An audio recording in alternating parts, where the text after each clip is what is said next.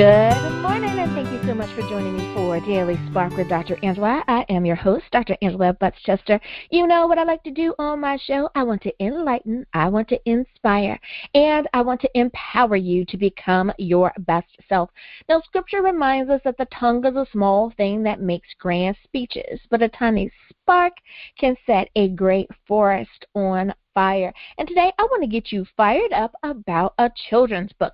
Now, you guys know that I love children's book authors, and because I think that they are able to do such a magnificent thing, and that is allow our children to soar with their imaginations, yet inform them and educate them, and I think that is an awesome thing to do. Well, my guest today is Rhonda Twiner, and we are talking about her book, What Did You Learn at School Today? I know it's a question that we've all asked our kids, and it's really interesting the reply that they give back to us. So she's going to talk about it in her book. So you know what I'm going to tell you. Go on, get comfy, get cozy, get your coffee and get your tea, because we are about to get started. Good morning, Rhonda. Thank you so much for being on with us today. Hi, Dr. Chester. I really am excited about telling you and your listeners about my book.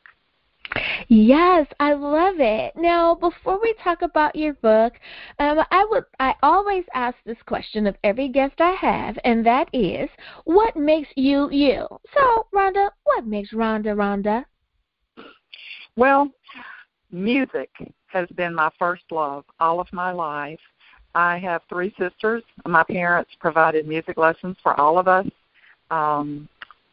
twice a week when we were growing up, and I began lessons when I was 5, studied all the way through elementary, high school, and college. I earned a degree in music education, piano emphasis. Piano and clarinet are my main instruments. But when I was 12, I had an invitation from one of the attorneys in the church where I was a member, and he asked if I would like to be interested in working as a church accompanist. So I have been a full-time church accompanist since I was 12. Wow. And that same attorney later on, after I was awarded the typing award in high school as a junior, he asked me if I would like to work in his law office. So for the first 25 years of my adult life, I was a legal secretary assistant, did that type of work, loved it. And then when I had my 3rd child, I realized that I needed a little more time off, especially at holiday times of the year and, you know, just family reunions, that kind of thing. So I looked into teaching. I took the tests that I had to take and received my teaching license. After that, I taught, a number of things, a number of subjects. But I did that for about 25 years since. So I did a legal career, and then now I have just finished with 22 years, actually, teaching. So I have just wound up my 2nd full-time career. I love it. I love it. And, you know, people laugh sometimes because I say that it is just as important to pray that the right people are on your path, that God places those right people there, and it looks like the right people have been on your path as well. Absolutely. You know, I say it as a pun, but my grandmother, my mother's mother, was the most, quote, instrumental, unquote, person in my becoming a church musician. And I just loved sitting with her on the piano bench, and she would allow me to play the last note, or she taught me how to find the hymns in the hymnal, actually. She, you know, that helped me as far as my math training early on. And so I just really appreciated it. My parents, my whole family, they've always supported me in everything I've attempted to do or learn to do. And I appreciate that so much. I have to agree with you on that. That was something that was really big in our family as well. Everyone was going to learn how to play an instrument. Everyone took piano just as kind of the basis, or just in case for holidays. If grandmother Right. said, "Someone play a Christmas song," we could Yeah. all at least, bang out 2 or 3 tunes Yeah. with enough familiarity that everyone would be able to sing along. And some took to it a lot more than others. But I have to agree, and it's a nice way to bond the family Oh, for those absolutely. special times. You know, So such a music binds people in general. it Um, does. it's just truly the universal language, and everybody Mhm. understands it. You know. They do. They really, really do. You really don't have to sing words sometimes in order Hmm. for someone to understand the notes that are being played. Or people will do the same gestures, even if they don't understand the language. You place your hand over your heart when it's like, oh my goodness, or when it's so touching, or you Right. hear a note that really strikes you the same way. Everyone knows the Yes. gestures or how it makes you feel, that it really does hit home. I have to agree with you with that. Now, Hmm. being an author, is that something that you've always wanted to do, or did you find that it was just the next appropriate step for the time of now? Actually, I think the latter. I think it was just the next appropriate step because being a teacher presents you with so many. The students come with so many.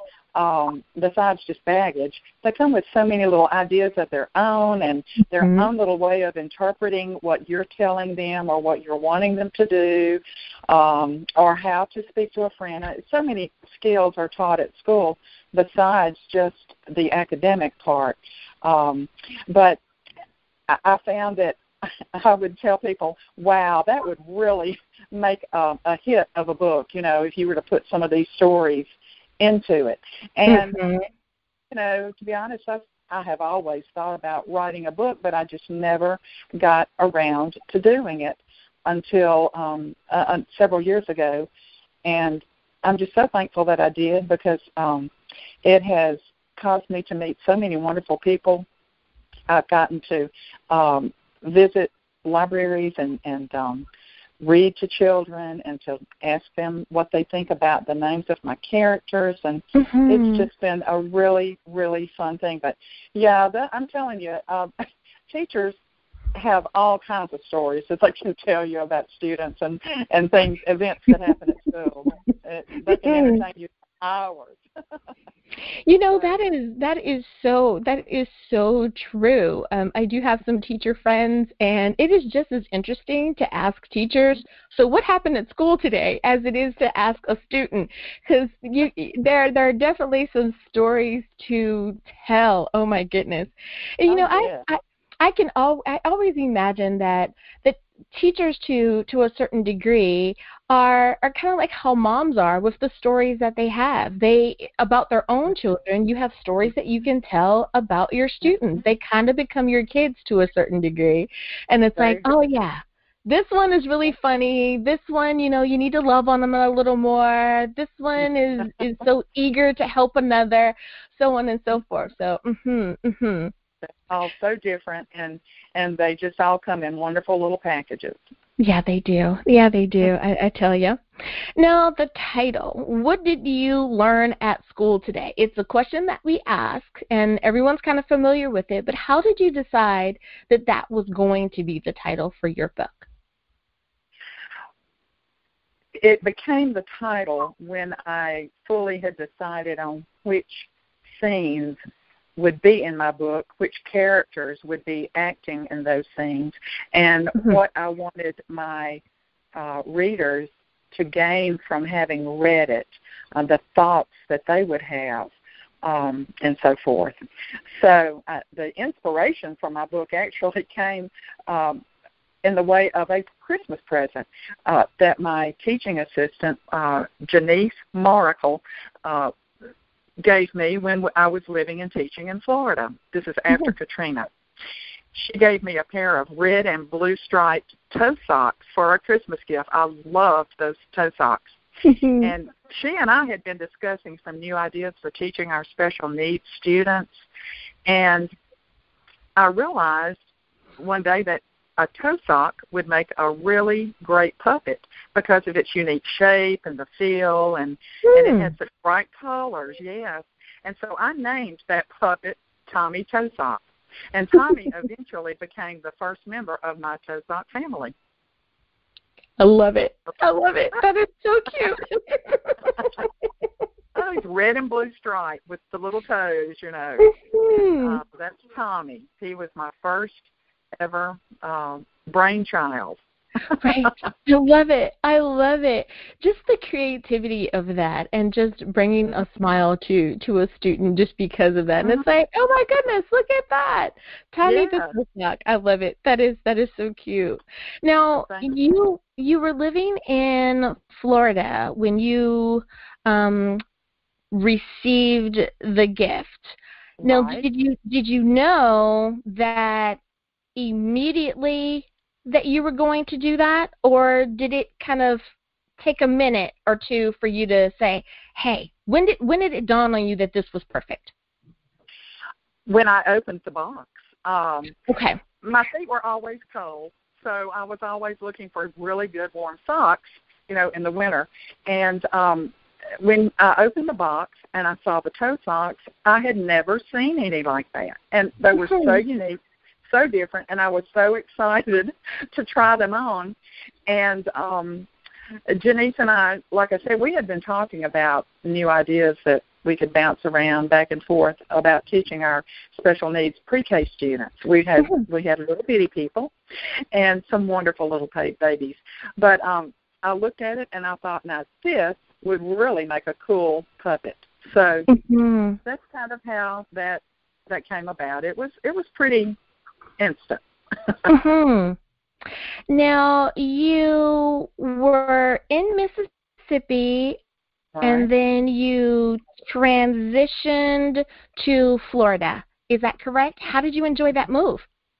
Right. I loved it. I was in the Destin, Niceville area, Fort Walton, Miramar Beach. That's the area. And I was at the Destin United Methodist Church as their full-time accompanist, and I directed the handbell choir while I was there. Loved it for about 4.5 years. And I had just built a new home in Pass Christian, Mississippi, on the Gulf Coast, and it was completely engulfed by the Gulf during Hurricane Katrina. So I lost everything, and it was quite a while before we were able to even go back and check our properties, and then even much longer to get a contractor to come and stay and complete your rebuilding process. But I had a child at that time in middle school, and so I enrolled him there in school in Destin. And I still go back every year to play with the church during the Christmas program, and I love when they ask me to come back. So that's what happened. Well, there's nothing like going home, and it's always nice to be able to kind of wiggle your toes in your home beach and just kind of spend time and see what has changed and what hasn't. Sometimes it's nice to know exactly where you are because nothing has changed. You know, that little house is still there, or that little store is still there, or perhaps there's a brand new building that's been built. Whatever it is, it's just always nice to be able to go home and visit. I definitely understand that. Now, it is almost time for us to go to break, but before we do, if you could please, Rhonda, remind everyone, what is the title of your book, where can we get a copy, and how do we stay in contact with you? All right. The title of my book is What Did You Learn at School Today? And it can be purchased in paperback or ebook format, and anywhere you buy books, Amazon, Barnes & Nobles, anywhere you can place an order or buy a book, you can order it through that avenue. And the way to get in touch with me is I am Rhonda Twiner, and I'm on Facebook. You can send me a message, and I will try my best to answer you timely. But if you have any questions that I don't answer during this interview, then they can ask me on Facebook. I love it. Alrighty, listeners, now you know where you can get a copy of the book. We'll be back right after this.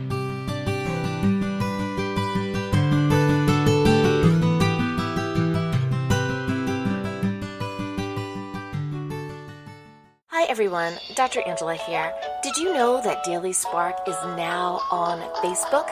That's right, you can visit with me at facebook.com/Daily Spark with Dr. Angela. I want to know more about what you're thinking. I'd love to know which interview did you find the most entertaining or the most informative. I want to talk to you, and I want you to be able to talk to me. Simply visit facebook.com/Daily Spark with Dr. Angela. We're home during COVID-19, but we're not alone. New Life Pastoral Counseling can help. For affordable Christian counseling, visit newlifepastoralcounseling.com or call 562-209-2083 today.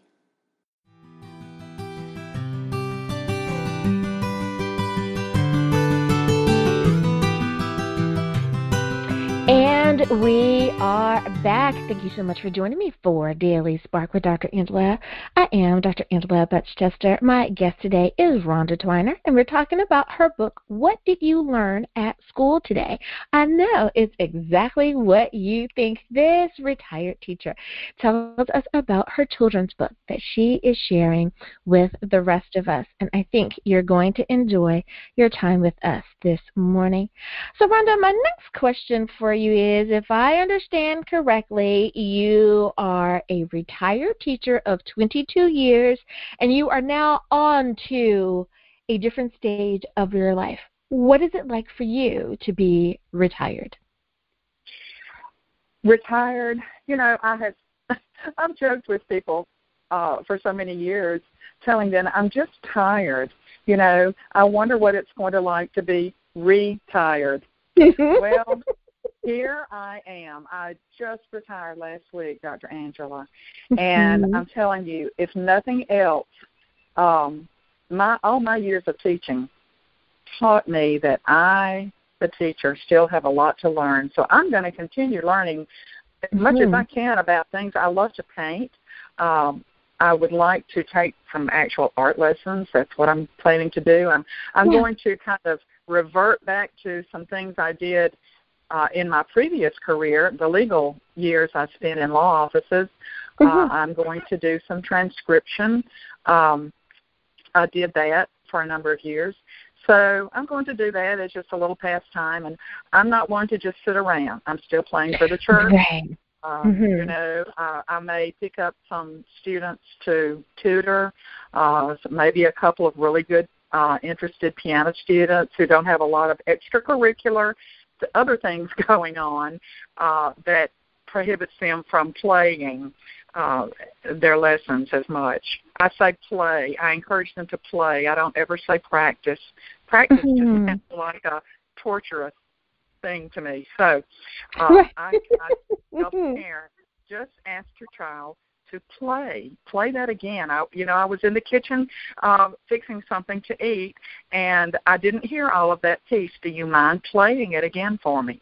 The way you approach the children about learning is so important and so simple to do. But I know I still have a lot to learn about children and methods of teaching that can be much more effective if you just tap into your imagination, your creativity, and all of your available resources. But, when I was teaching, I used music almost daily in my classrooms because I know how much children get out of singing and dancing or exercising or even just speaking in rhythm for poetry, for instance. My students were constantly learning, even though they thought they were just having fun. And I even taught them how to direct 4-4, 3-4. They loved it. that was another physical activity we could do. But, I always encouraged my students. I had a little mantra that I made up. My legal last name is still Lyle, Rhonda Twiner Lyle. And that Lyle came in pretty handy when I coined my little mantra. I would point to my eyes and I would say, look. Then I would point to my ears and say, listen. Then I would point to my brain, my forehead, and say, learn. And then I would point to my heart and say, Lyle. I would say, look, listen, and learn from Lyle. And that's how I would get their attention and have them repeat that with me. And then they knew that they needed to be quiet and listen so they could learn. What an awesome way to settle everyone down nicely, not without yelling, not without, losing it on a Tuesday, but a nice way. Oh, my stars. Yes. But a nice way to do that. I was a teacher's assistant in my early 20s, and I remember just being with different teachers. Initially, I wanted to be a floater. I loved not being assigned to a school so that I could, go to different things and see how different people did it. And there were some teachers that really, they were kind of like, sit down.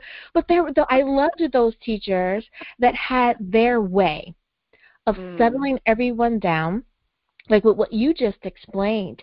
And I think that the students learned how to self-settle, how to soothe themselves enough, even if they were having a bad day, that it was, okay, it's time to transition into this other thing. So I love it.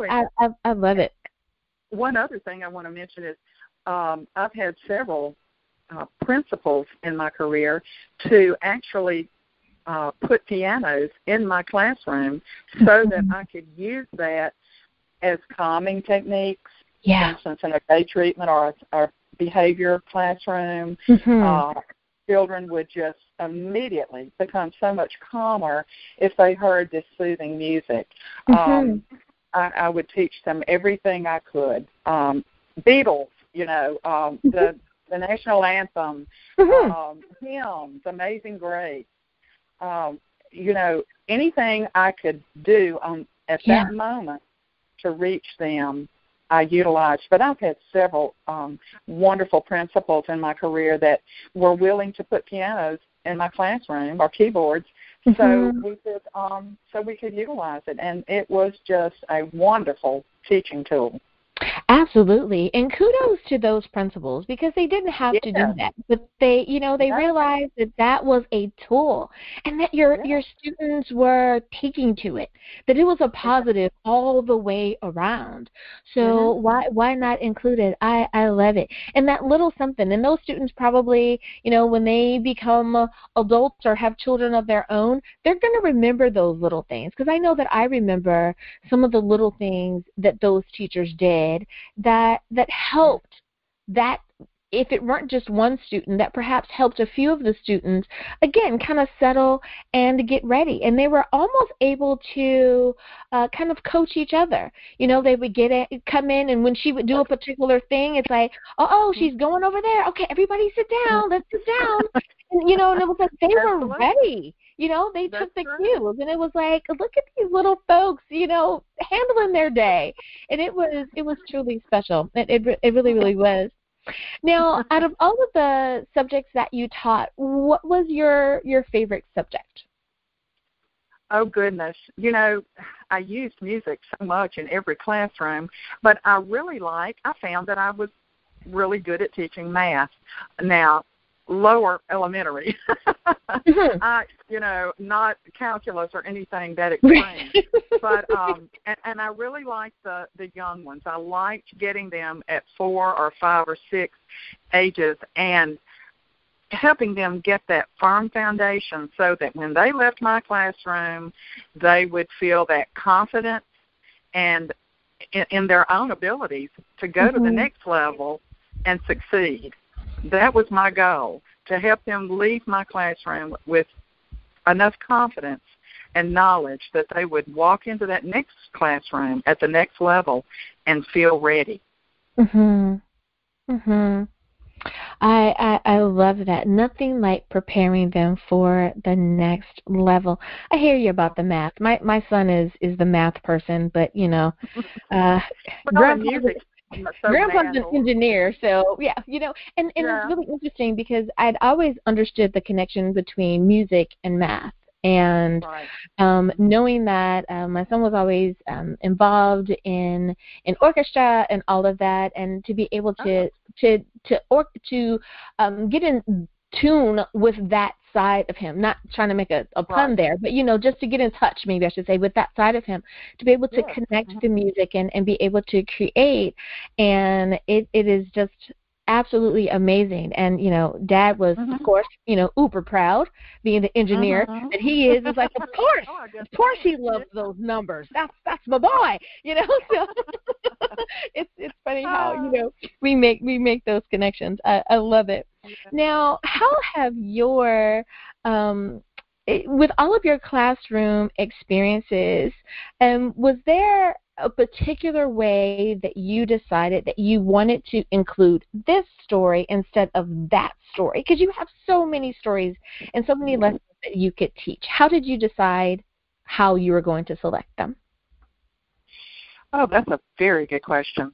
Well, going back to what I said earlier, school teachers around the world can entertain you with stories of events that have taken place in their classrooms. And my students have never let me down. And my book and the books to follow, my first book, are going to contain a lot of my most memorable moments that really make the reading fun and as well as entertaining and educational, but memorable. I just have so many stories to tell. I just pray that God will give me the opportunity to tell all of those fun stories. Now, I hear you teasing another book there. I want to save that a little closer to the end because I definitely want to ask you about that one. Sure. Okay. I love that. So, now with deciding on character names, and especially when we're writing a children's book, you have to give your created names. How did you decide who would be named what? Is there a process, or did you just use your favorite names? How did that work? I have been waiting for you to ask me this question. Okay, here it is. Well, I explained a few minutes ago to you about how I named Tommy Toe Sock from the gift of the toe socks. Okay, well, the rest of his family just has kind of naturally emerged from my brain because Tommy's father is named Thomas Toe Sock. So Tommy is a junior. Tommy's mother is named Tamara Toe Sock. So Tommy's little sister is named Tammy. I just wanted to have all of their first names begin with the letter T. My last name is Twiner, so that kind of led me to that direction. So you have Thomas and Tommy, Tamara and Tammy. And on page 5 of What Did You Learn at School Today, you can find a family photo of the toe socks hanging on the wall. Now, may I tell you about some other of my characters? Yes, please. Okay.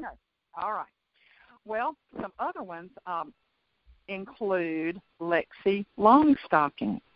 Now, I named her after my oldest granddaughter, Lexi. Another granddaughter is named Stella. So one of my other characters is Stella Yellowsock. And then I have a great nephew in Houston, Texas, who's named Drew, and his sock name is Drew Crew Sock. The list just goes on and on. They're not all relative, but I'm trying to put as many of my 8.5 grandchildren in here as possible. I have one more on the way. But the illustrator for my book is Stephanie Birdwell. and she lives in Petal, Mississippi, which is close to Hattiesburg. It's not too far from me. Mm-hmm. And she was the art teacher at the elementary school where I was teaching pre-K and music classes at the time I first started on my book. So I explained to Stephanie one day my ideas for this children's book series, and she accepted my invitation and my pleading to please illustrate my characters and scenes in my book. So she did, and she just did a phenomenally awesome job listening to me describe my characters and looking at my very rough sketches. I know with my little notes in the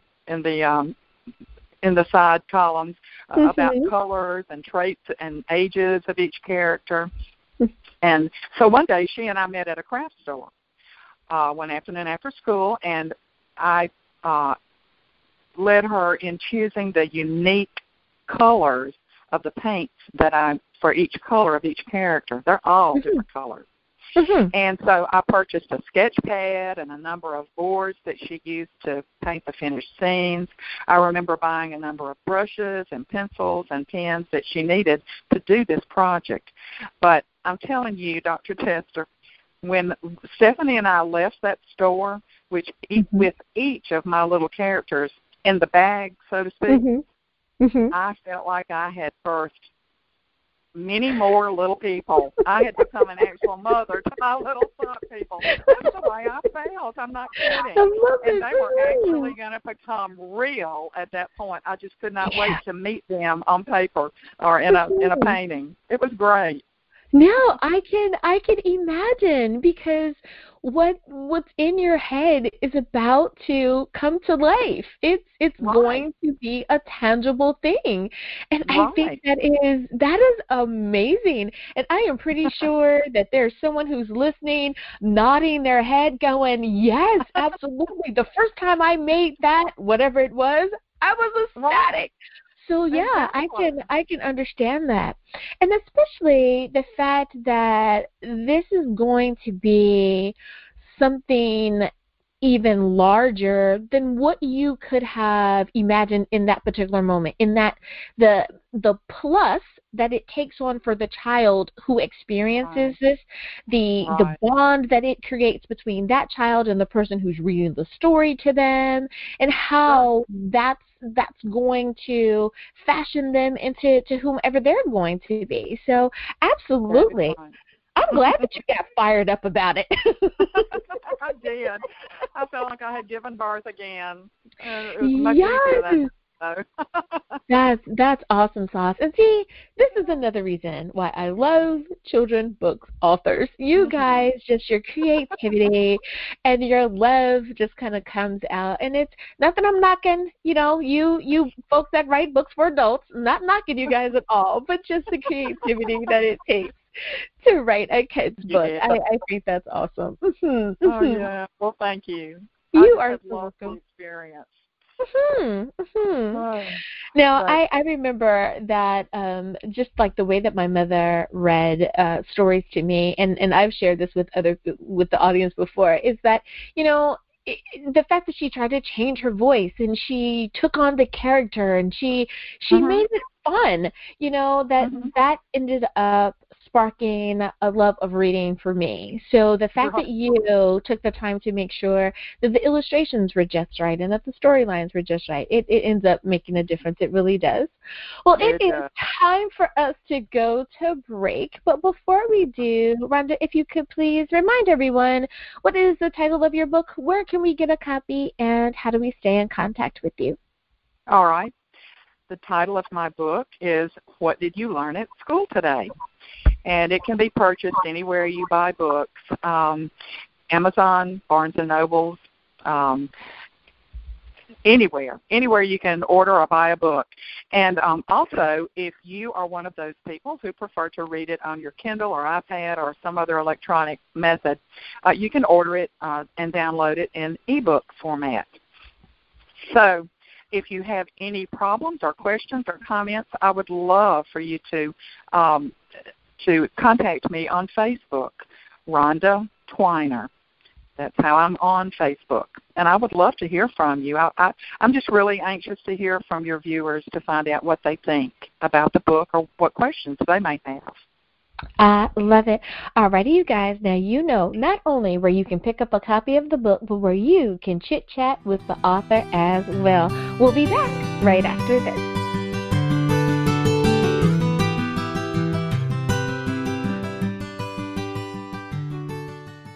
Hi everyone, Dr. Angela here.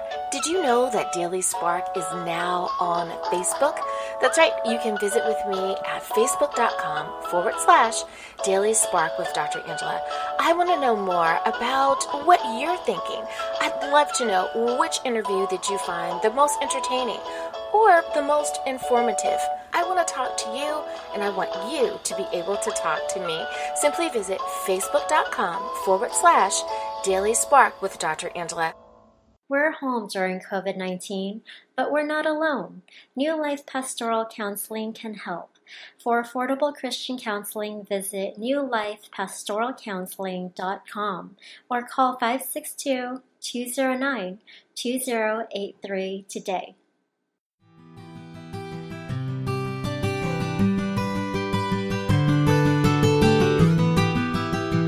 And we are back. Thank you so much for joining us for Daily Spark with Dr. Angela. I am Dr. Angela Butchester, and my guest today is Rhonda Twiner, and we are talking about her book, What Did You Learn at School Today? It's a kid's book, of course, and you guys know how much I love children's book authors.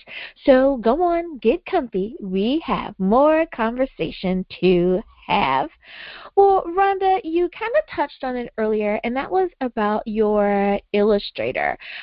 Illustrators are so important, and, thank you, Stephanie, for working on this project with Rhonda and making it come to be. But I want to ask you kind of maybe the pros and the cons and the ups and downs. What is that process like when you finally get to that stage of let's make the illustrations match the desire of the words of the book? Right. Well, my illustrator is Stephanie Birdwell, and she took I had for a while been just doing rough sketches, Dr. Angela, of my characters, and then adding more and more characters as I progressed with my thoughts through this.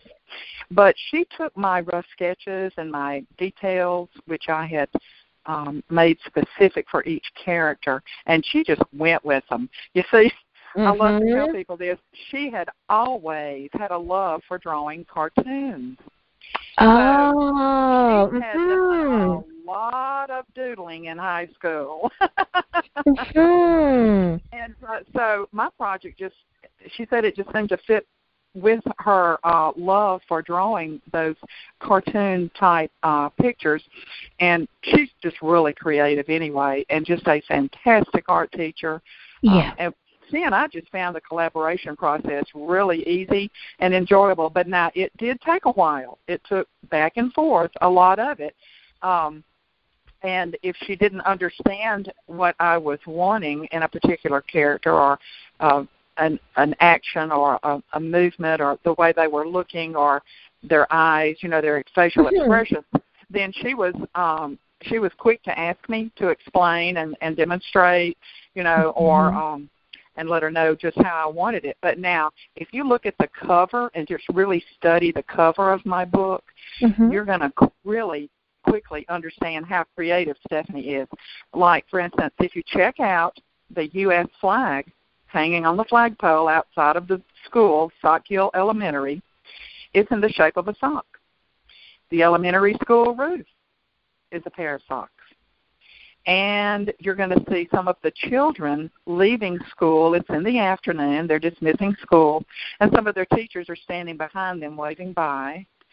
But in every illustration throughout the book, even the toe sock family's mailbox, your readers will have to check that out.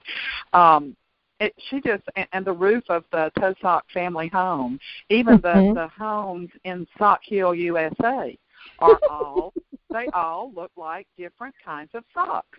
She just did a beautiful, beautiful job of carrying that sock theme all throughout the book. And you're right. It is. I love the cover. Like you see it and you don't. You know, you Mhm. notice and you go, "Oh wait, is that a sock? Oh, how cute!" You know, Right. it doesn't look like someone kind of put a sock there, but that she was No. so mindful in making sure that it stayed true to what it was supposed to be or represent, but still be a sock. Precisely. I love it. Yeah. I love it. Precisely. Great job. I love that. Now, is there anything you incorporated into the book that can be especially helpful to teachers, having been a teacher yourself? Did you do anything purposeful as far as like classroom or um, for not homework, but like that little extra fun activity? How were teachers included in your book, if they were at all? Absolutely. I did, for sure. There are, on page 16 of the book, there are 12 guided reading questions that will include 5 pre-reading questions and 7 post-reading questions. So I made that page easily adaptable for the teachers to adapt to any age or any grade level by just changing the wording in the questions themselves. But now the pre-reading questions, Dr. Angela, will prepare the students with thoughts about making new friends, or sometimes when they feel frustrated, what should I do? Or are you talented? What does it mean to be talented? Or how to communicate with a disabled person. I taught special needs for 10 years of my 22 years, and I found out that regular ed students don't know how to greet or speak with a disabled person. They're sort of standoffish, and you see adults like this too. But right. So those are the pre-reading questions. Now the post-reading section has questions in it where I use words like describe, name, what, explain, list, tell, or write. And I have never liked plain old questions, I call them, that just ask like for a yes or no or a one-word answer. You just right. That's not teaching to me. So I crafted these questions to help teachers develop their best lesson plans ever. And in addition to those guiding questions on page 16, on page 12, on page 15, I included a vocabulary enrichment list of words. So that's another tool. You know, they can write the words. Those can be their vocabulary words for this week in school, and they can write them, use them in sentences, write the definitions. So any of those teaching tools on page 15 or 16 in my book can be adapted to any grade or age level, and the teachers will find lots of ways to use the book, whether it's social studies, writing, social skills, math, any class, any subject teacher can use this book to teach. How mindful. I love that. You made it so easy, you know, where it's here you go. I love that. I love that. And I think about go ahead.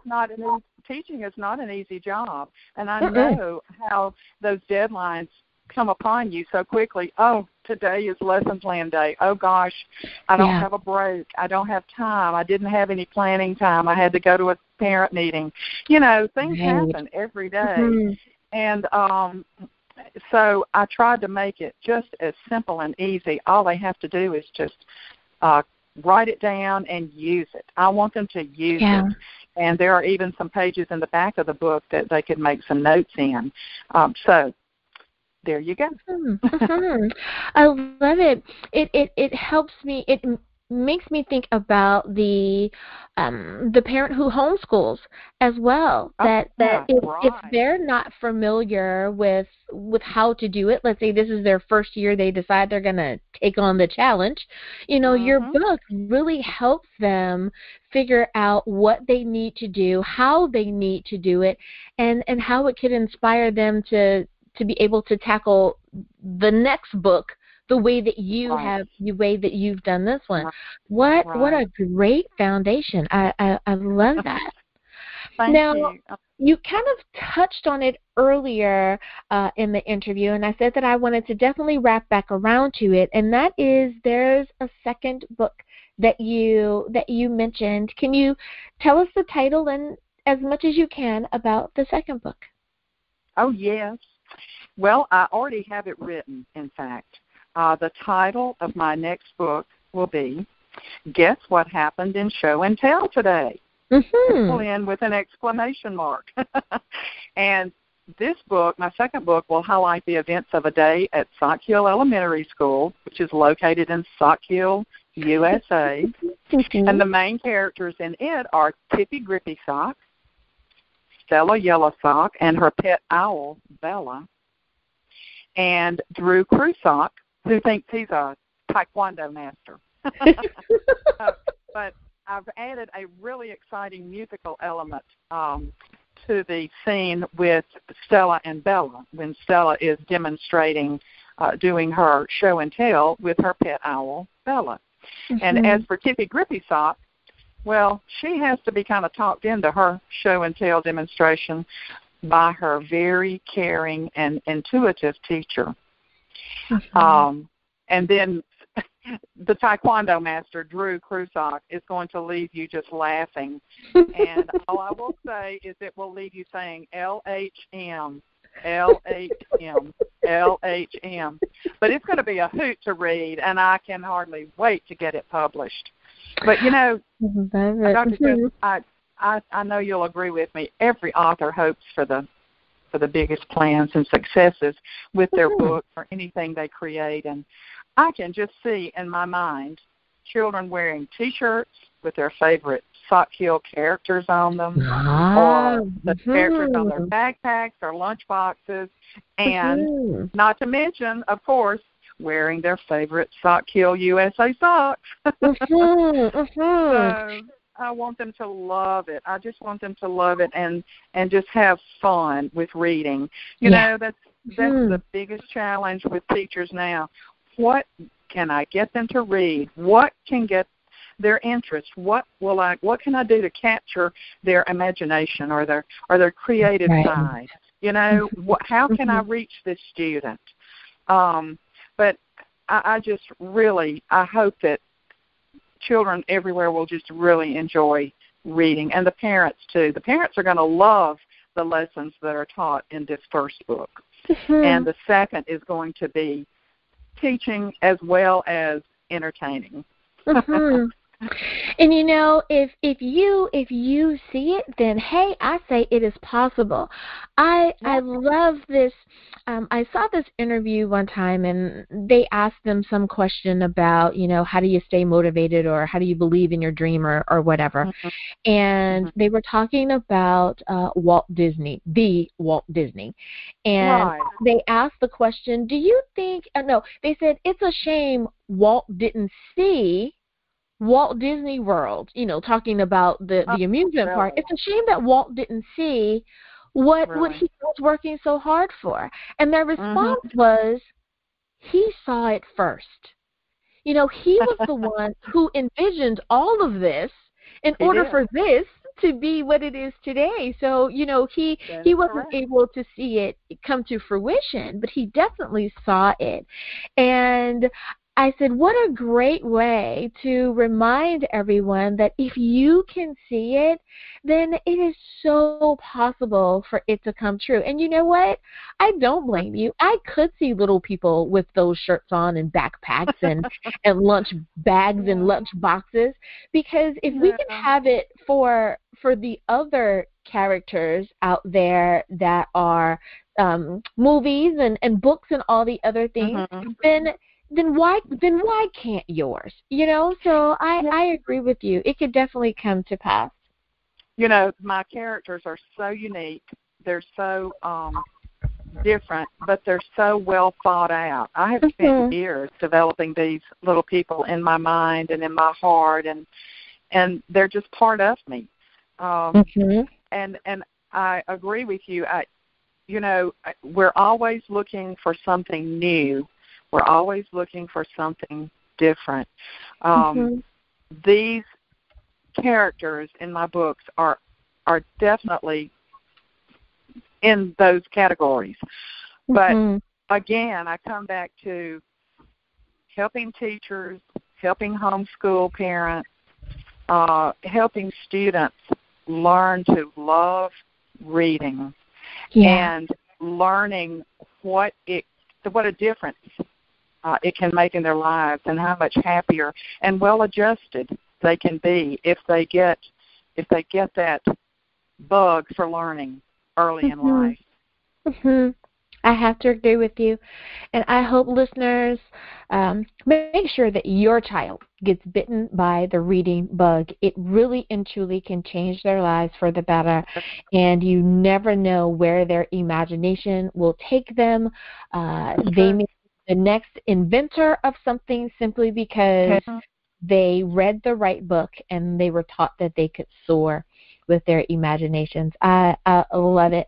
Rhonda Twiner, thank you so much for spending time with us today. And I can't believe we're out of time, but it's always like that when you're having a great time. Thank you so much for spending time with me. Before I let you go, if you could please remind everyone one last time, what is the title of your book, where can we get a copy, and how do we stay in contact with you? Okay. I want to say I've thoroughly enjoyed speaking with you today and your listening audience, Dr. Angela, and I really very much appreciate your time and the experience of interviewing with you. And hopefully your listeners will want to read my book soon, but they can find it at anywhere, any avenue where they can buy a book, Amazon, Barnes & Nobles, any bookstore. That now the publisher of my book is Ex Libris, Xlibris, Ex Libris. They're the actual publishers of the book, so they could even order it there. Go to xlibris.com and just order my book. And again, if they want to, if they prefer an ebook format, they can get it for Kindle or iPad or whatever format they read their books in. You can find me on Facebook as Rhonda Twiner, and I would love to have some feedback. I would love to answer any questions you may have or hear any comments that you have. I appreciate it so much. Thank you. You are so welcome, and thank you for spending time with us here again today. All right. And listeners, thank you as well. As always, may you continue to find God's face shining upon you. May you receive His grace and His mercy in all that you do. Until next time, everyone, remember that you are blessed in the Lord. Have a great day, everyone. Bye-bye.